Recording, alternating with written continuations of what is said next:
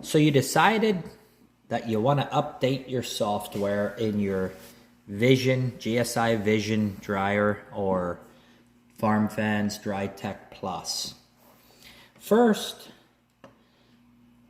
I would recommend talking to your dealer or a tech support person before updating software in a dryer, because the problem you're trying to fix may or may not have anything to do with software, and it also, not all software is good software. So when you go to update software, you want to make sure that the software you're putting in is not going to be causing you problems.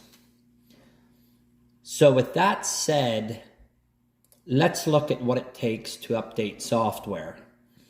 We start out by going to grainsystems.com, GSI's website. We go to Sales and Service. We will hit Software Updates. We look in here, and you'll see right here you have your Vision and DryTek Plus software updates. Click on that. We go in here. It has all the different softwares available. Half of these softwares, if you were to install them in your dryer, they would cause problems. They will not fix anything, and they will cause problems.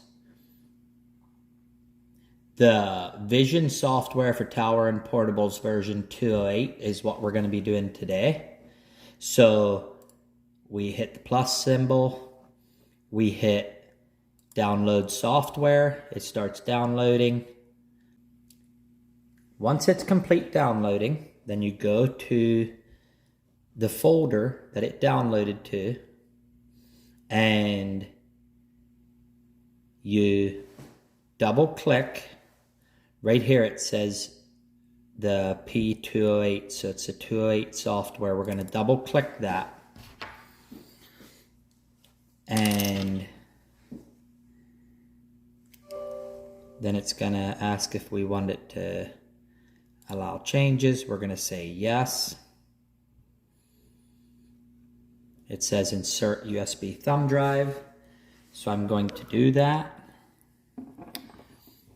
My computer doesn't have USB ports, so I need to put an adapter on it.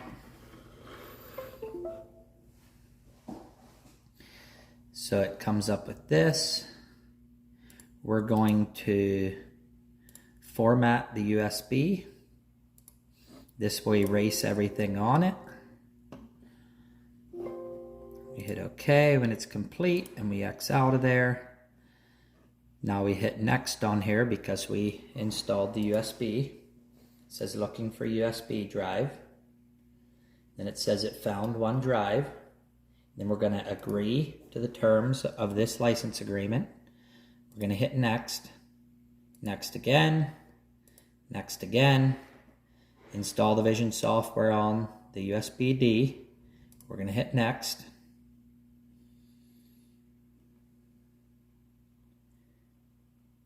And we're going to hit next again, and says what it's going to install, and we hit next again. Now it's installing the software. It's going to take it a minute to go through copying the software onto the USB device. Now, when you choose a thumb drive, if you see here, I'm using a GSI thumb drive, which would have came with a dryer. When choosing a thumb drive, you want to make sure that it is not too big of a thumb drive, because if your thumb drive is like a 16 gig, when you go to install it in the touchscreen will not recognize the thumb drive. It needs to be a small one. We normally get 3 gig thumb drives or smaller when we buy thumb drives to do this. Now it's complete. We're going to hit finish.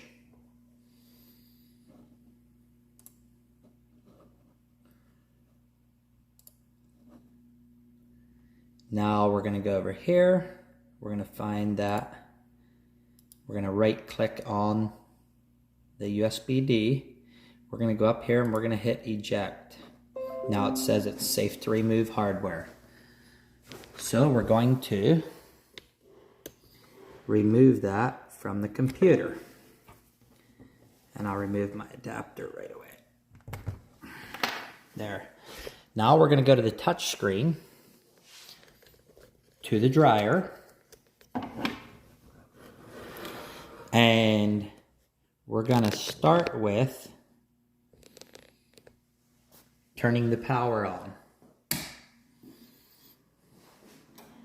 And now it's going to power up.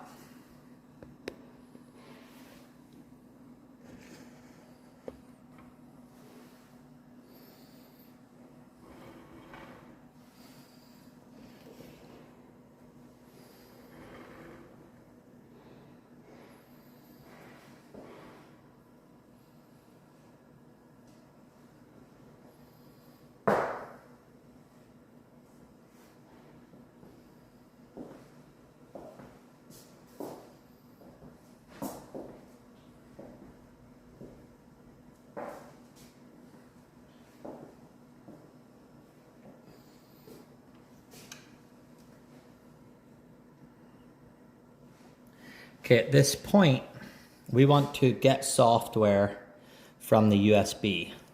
So we're going to hit that, and it says USB not found, because before it's going to find a USB, we need to go on the back of the touchscreen, and down underneath here,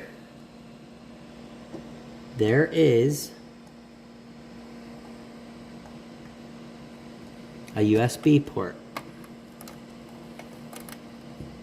We're going to stick the USB into that port.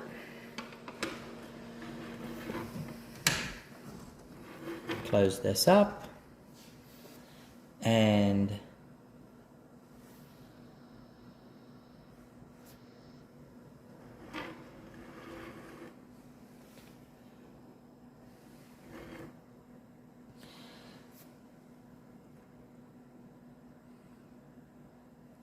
now we're going to hit yes, search for USB. A USB flash drive was found. Do you wish to search for dryer program files now? Yes. One found. Yes. There's more than one old set of dryer files on this dryer's hard disk. It's recommended that all but one be deleted. Delete the old files. Yes. Can dryer 109, delete, yes. Can dryer 206, yes. That I had put that software in there to try it, and it did not work correctly. That's bad software. Hit yes. Now it is uploading the software onto the hard drive.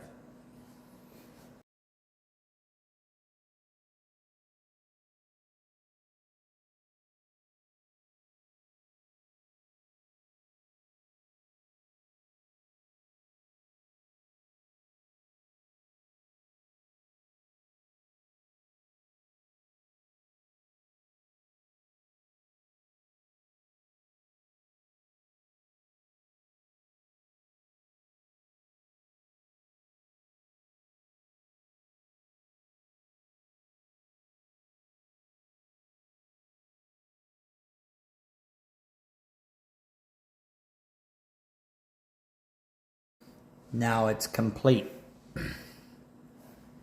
The software is now loaded into the hard drive. At this point, we can remove the USB from the bottom of the touchscreen, close the door. Now we will go here. So it's loaded in, but it's not running that software. So we need to install the software. So we're going to hit install software. It brings us here. We're going to hit scan network. It is going to search for all the different boards. We're going to hit, once it's complete, we're going to hit exit.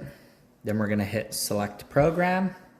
We only have one option because we erased the rest. There was 208 on here, 109, 206, and with doing 208 again, we erased the others. So we want the 208. We're going to accept.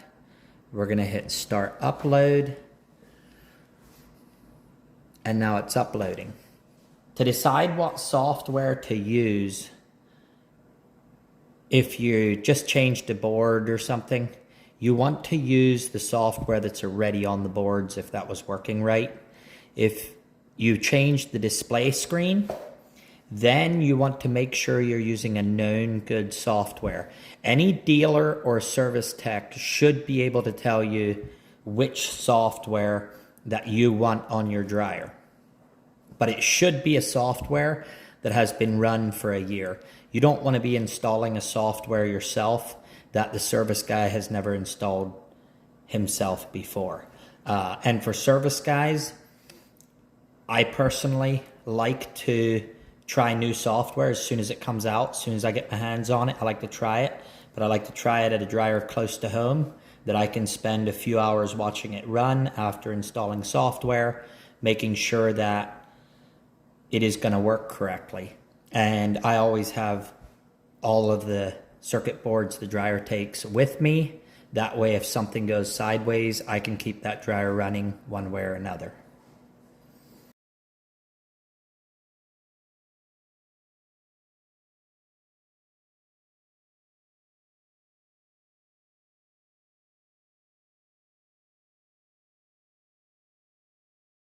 If you watch, it has to go through each board, erasing and programming each board.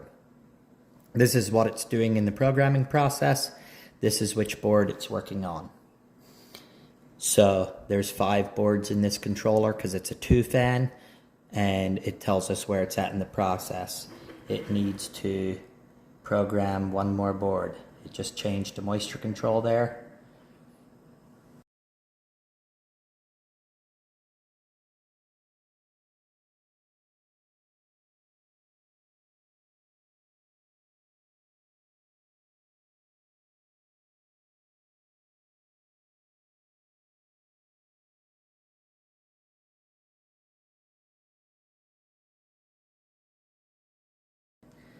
There, now the software install is complete. We're going to hit exit to dryer because we did each step down through. Now we hit exit to dryer.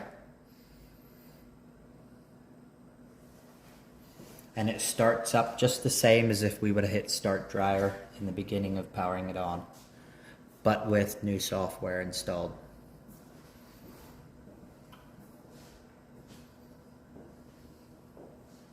Now you're good to run.